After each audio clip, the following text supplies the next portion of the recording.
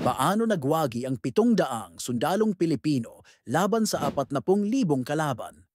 Ito ang kwento ng labanan sa Yultong, isa ang South Korea sa pinakamalapit na kaibigan ng Pilipinas.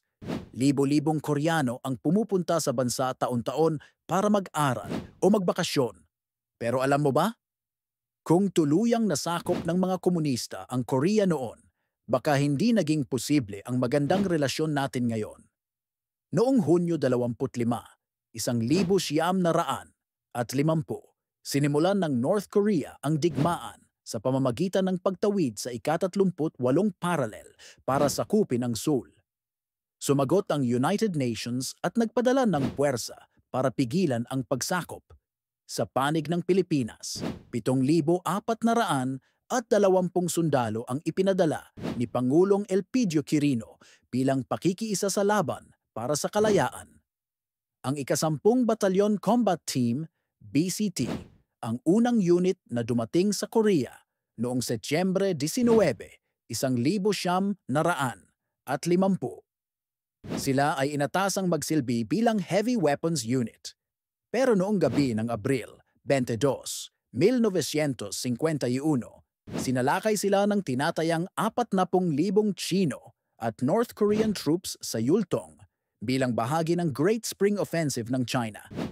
Kahit mas maliit ang kanilang bilang, matagumpay nilang naipagtanggol ang kanilang posisyon gamit ang mortar at artillery.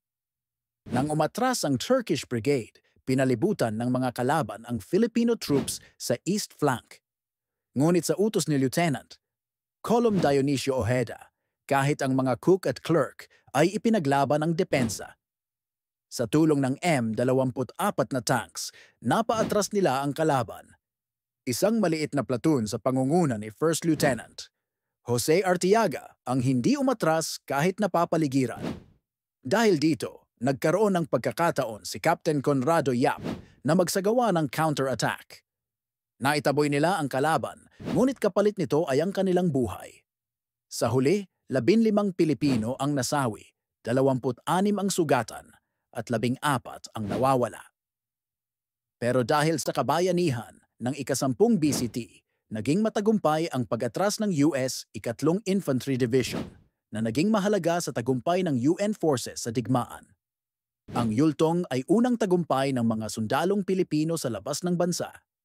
Bilang pagkilala, may monumento ngayon sa War Memorial of Korea at ginawaran sina Captain Yap at Major Maximo Young ng Taeguk Order of Military Merit.